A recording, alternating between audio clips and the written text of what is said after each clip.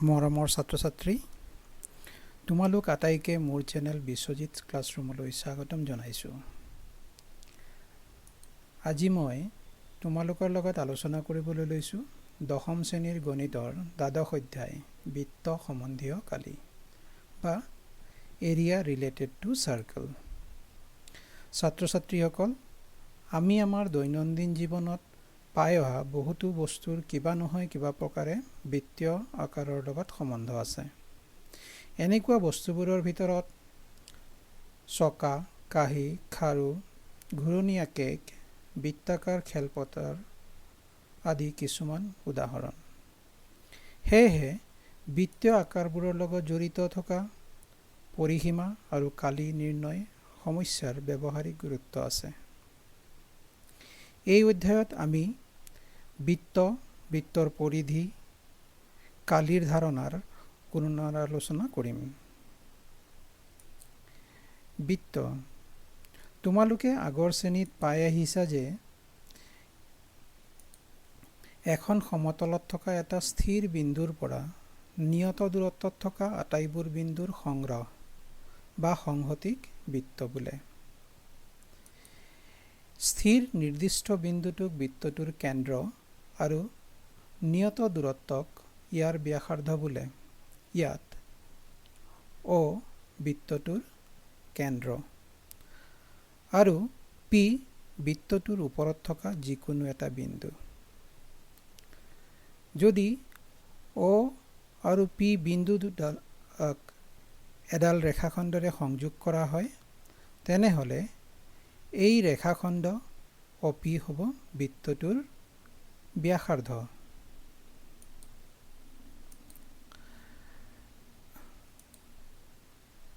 আকৌ বৃত্তৰ যিকোনো দুটা বিন্দু সংযোগী ৰেখাখণ্ডটোক বৃত্তটোৰ জ্যা বোলা হয়। আনহাতে বৃত্তৰ যিকোনো দুটা বিন্দু সংযোগী ৰেখাখণ্ড যদি বৃত্তটোৰ কেন্দ্ৰৰ মাজেৰে যায়, তেনেহ'লে তাক আমি ব্যাস বুলি কওঁ। স্পষ্টতঃ এডাল ব্যাস দুডাল ব্যাসাৰ্ধৰ যোগফলৰ সমান, অৰ্থাৎ বৃত্তৰ ব্যাস ইয়াৰ ব্যাসাৰ্ধৰ দুগুণ। গতিকে আমি ব্যাস সমান পাম 2 ইনটু ব্যাসাৰ্ধ।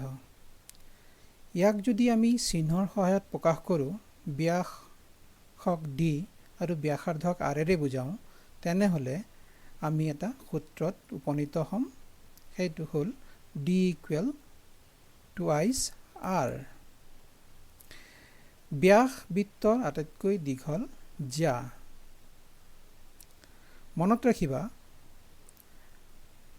সকলোবোৰ ব্যাস সেই একোডাল জ্যা, কিন্তু সকলো জ্যা ব্যাস নহয়।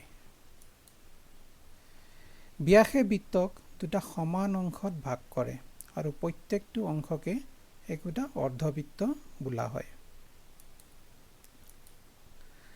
ছাত্ৰ-ছাত্ৰীসকল, বৃত্তৰ পৰিধিৰ এটা অংশক বৃত্তটোৰ চাপ বোলা হয়। আমি তাক আৰ্ক বুলিও কওঁ। ইয়াত সৰু চাপটোক গৌণ চাপ আৰু ডাঙৰ চাপটোক মুখ্য চাপ বুলি কোৱা হয়। আনহাতে বৃত্ত এটাৰ দুডাল ব্যাসাৰ্ধ আৰু অনুৰূপ চাপৰ দ্বাৰা আবৃত বৃত্ত অঞ্চলৰ অংশক বৃত্তকলা বা চেক্টৰ বোলা হয়। যদি এটা গৌণ চাপ আৰু দুডাল ব্যাসাৰ্ধই যি বৃত্তকলাৰ সৃষ্টি কৰিব, তাক গৌণ বৃত্তকলা। আনহাতে মুখ্য চাপ আৰু দুডাল ব্যাসাৰ্ধই আবৃত অংশক মুখ্য বৃত্তকলা বোলা হ'ব। আকৌ এডাল জ্যাই বৃত্ত এটাক দুটা অংশত ভাগ কৰে। এই ভাগ দুটাক বৃত্তখণ্ড বোলা হয়। বৃত্তৰ এডাল জ্যা আৰু অনুৰূপ চাপৰ দ্বাৰা আবৃত বৃত্তীয় অঞ্চলক অংশক বৃত্তখণ্ড বা সেগমেন্ট বোলে। বৃত্তৰ পৰিসীমা বা পৰিধি। অকেন্দ্ৰীয় বৃত্ত এটাৰ PQ এডাল ব্যাস। যদি বৃত্তটোৰ ব্যাসাৰ্ধ r হয় তেনেহলে ব্যাস সমান টুৱাইচ r হ'ব। এতিয়া যদি আমি বৃত্তটোৰ ওপৰেৰে P বিন্দুৰ পৰা গতি কৰি আকৌ P বিন্দুলৈ ঘূৰি আহোঁ, অৰ্থাৎ এপাক সম্পূৰ্ণ ঘূৰ্ণন হয়, তেনেহলে যিমান দূৰত্ব আমি অতিক্ৰম কৰোঁ সেই অতিক্ৰম কৰা দূৰত্বটোকেই বৃত্তটোৰ পৰিসীমা বা পৰিধি বুলি কোৱা হয়। ইংৰাজীত আমি তাক বৃত্তটোৰ সাৰ্কামফাৰেন্স বুলি কওঁ। আমি জানো যে বৃত্তৰ পৰিধি আৰু ইয়াৰ ব্যাসৰ অনুপাত ধ্ৰুৱক।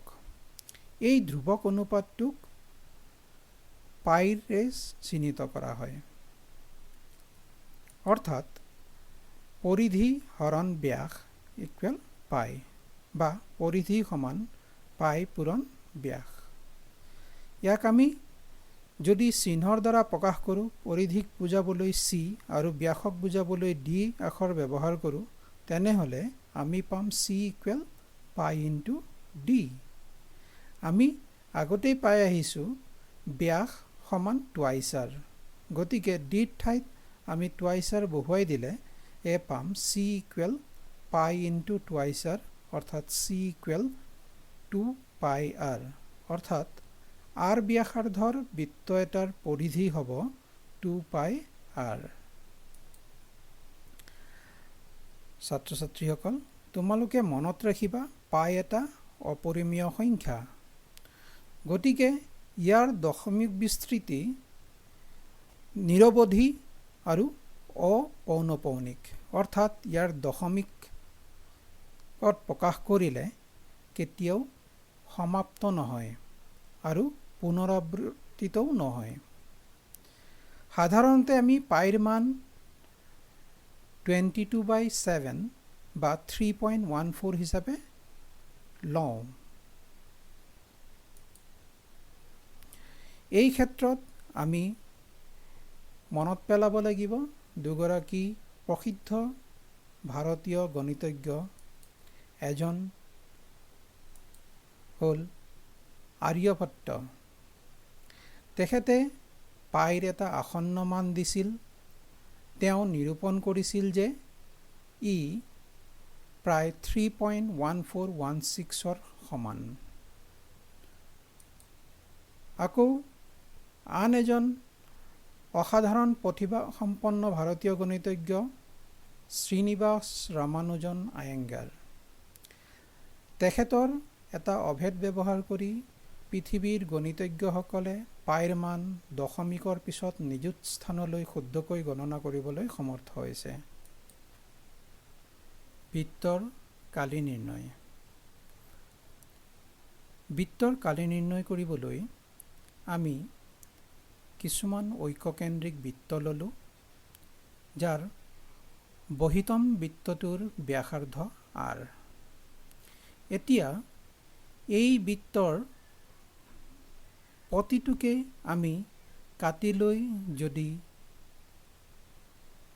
পোনকে মেলি দিওঁ তেনেহলে কিছুমান ৰেখা পাম। এই ধৰণে প্ৰত্যেকটো বৃত্তকে কাটি আমি এটাৰ ওপৰত এটা জাপি দিলে এটা ত্ৰিভুজ গঠন হ'ব। এই ত্ৰিভুজৰ ভূমি বহিতম বৃত্তটোৰ পৰিধিৰ সমান হ'ব। যিহেতু বহিতম বৃত্তৰ ব্যাসাৰ্ধ r, গতিকে ইয়াৰ পৰিধি টুৱাইচ পাই r।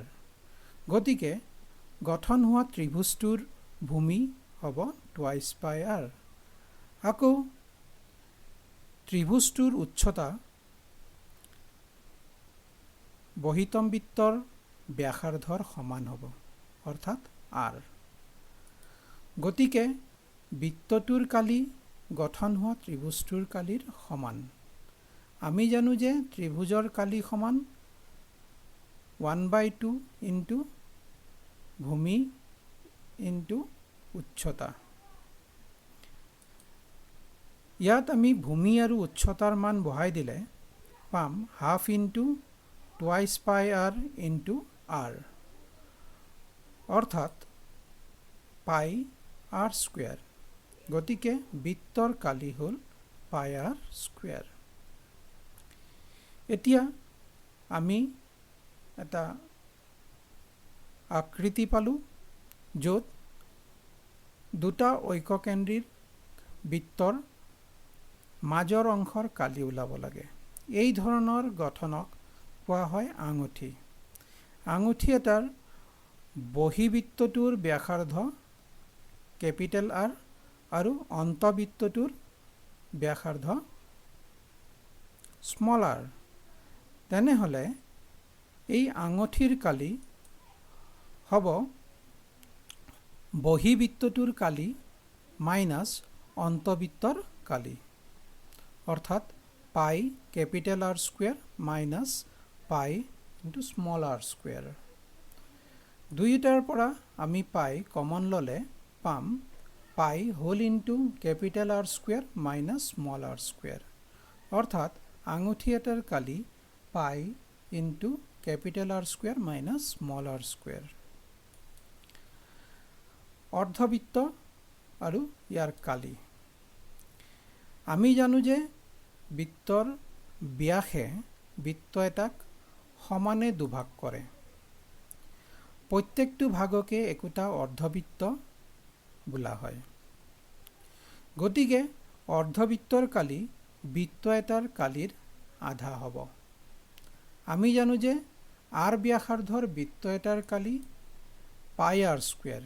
গতিকে আৰ ব্যাসাৰ্ধৰ অৰ্ধবৃত্ত এটাৰ কালি হ'ব হাফ ইনটু পাই আৰ স্কুৱেৰ। আকৌ অৰ্ধবৃত্ত এটাৰ পৰিসীমা ইয়াৰ বৃত্তৰ পৰিসীমাৰ আধা আৰু প্লাছ বৃত্তটোৰ ব্যাসৰ যোগফল। যিহেতু বৃত্তৰ পৰিসীমা টুৱাইচ পাই আৰ, গতিকে অৰ্ধবৃত্তৰ পৰিসীমা হ'ব হাফ ইনটু টুৱাইচ পাই R plus twice R equal পাই আৰ প্লাছ টুৱাইচ আৰ। বৃত্ত এটাক পৰস্পৰ লম্বভাৱে থকা দুডাল ব্যাসে বিভক্ত কৰে, তেনেহ'লে আমি সমান আকৃতিৰ চাৰিটা অংশ পাম। প্ৰত্যেকটো অংশকে একোটা একোটা চুক বোলা হয়। অৰ্থাৎ এটা চুকৰ কালি বৃত্তটোৰ কালিৰ 4 ভাগৰ 1 ভাগ হ'ব। গতিকে চুকৰ কালি সমান 1/4 ইনটু পাই আৰ স্কুৱেৰ। আকৌ যদি বৃত্ত এটাক 4ডাল ব্যাসে সমান সমানভাৱে 8টা অংশত বিভক্ত কৰে, তেনেহ'লে প্ৰত্যেকটো অংশৰ কালি হ'ব বৃত্তটোৰ কালিৰ 8 ভাগৰ 1 ভাগ। গতিকে আমি পাম প্ৰতিটো অংশৰ কালি সমান 1/8 ইনটু পাই আৰ স্কুৱেৰ। এই ধৰণে আমি বৃত্তৰ অংশবিলাকৰ কালি নিৰ্ণয় কৰিব পাৰোঁ। আমি জানো যে বৃত্ত এটাৰ দুডাল ব্যাসাৰ্ধ আৰু অনুৰূপ চাপৰ মাজৰ অংশখিনিকেই বৃত্তকলা বোলা হয়। ইয়াতে অকেন্দ্ৰীয় বৃত্ত এটাৰ OA আৰু OB দুডাল ব্যাসাৰ্ধ আৰু AB অনুৰূপ চাপ। ইয়াৰ মাজৰ অংশ অৰ্থাৎ OAB অংশটোক বৃত্তকলা বোলা হয় আৰু AOB কোণটোক বৃত্তকলাৰ কোণ বোলা হয়। ধৰা হ'ল বৃত্তকলাৰ কোণ থিতা। আমি জানো যে বৃত্ত এটাৰ কেন্দ্ৰত 360 ডিগ্ৰী কোণ উৎপন্ন হয়। গতিকে থিতা কোণটোৱে উৎপন্ন কৰা কালিখিনি হ'ব বৃত্তটোৰ 360 ভাগৰ থিতা ভাগ। অৰ্থাৎ বৃত্তকলাৰ কালি সমান θ/360 ইনটু বৃত্তকলাৰ কালি।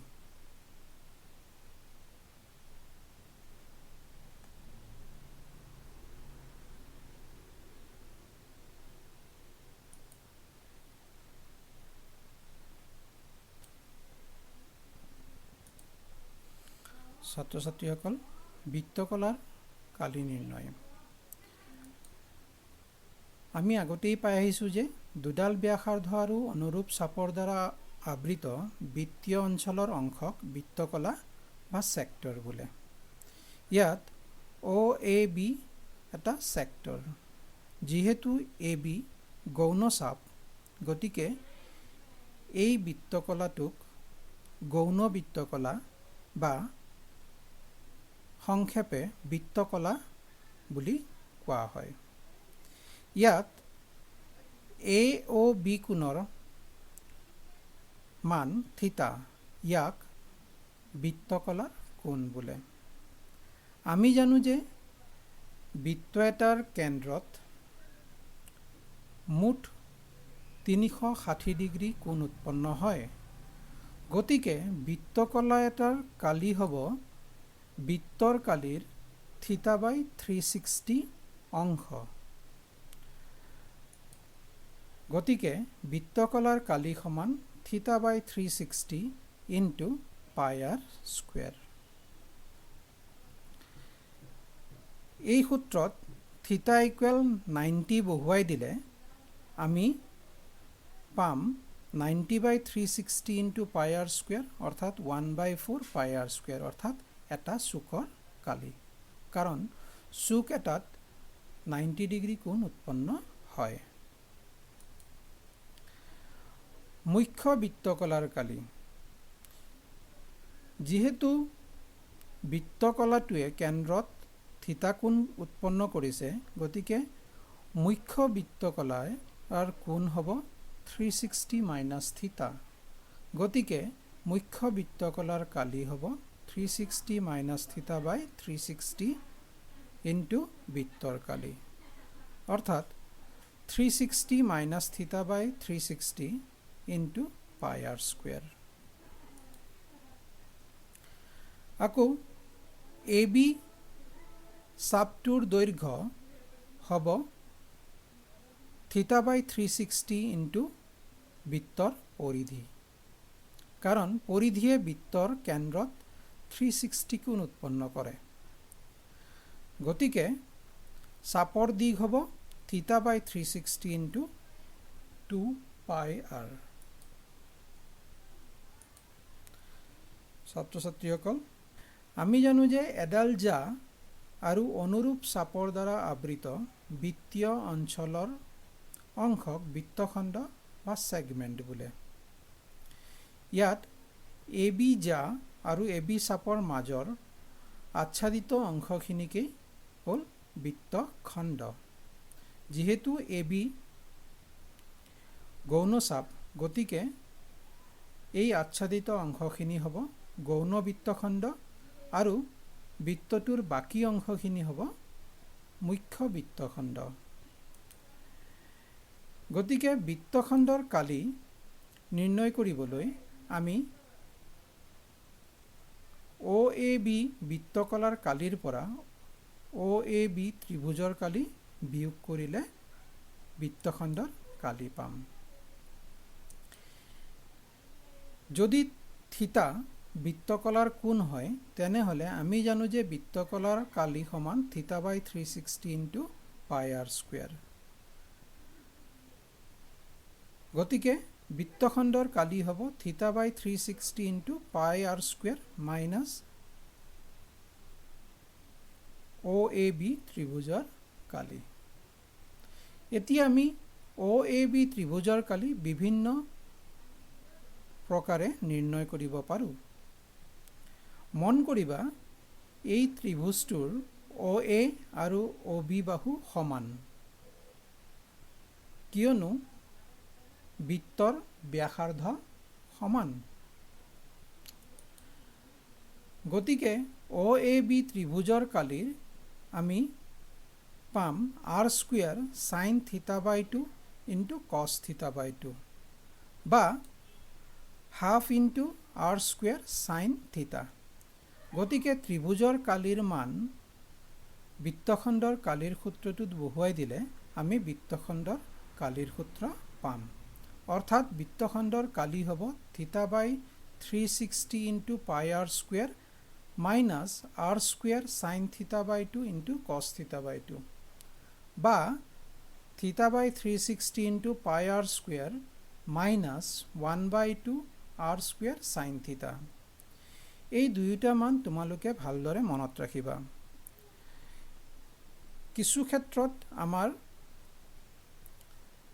প্ৰথম সূত্ৰটো ব্যৱহাৰ হ'ব, যেনে যদি থিটাৰ মান 120 ডিগ্ৰী দিয়া থাকে আমি sin 120 ডিগ্ৰীৰ মান নিৰ্ণয় কৰিব নোৱাৰিম।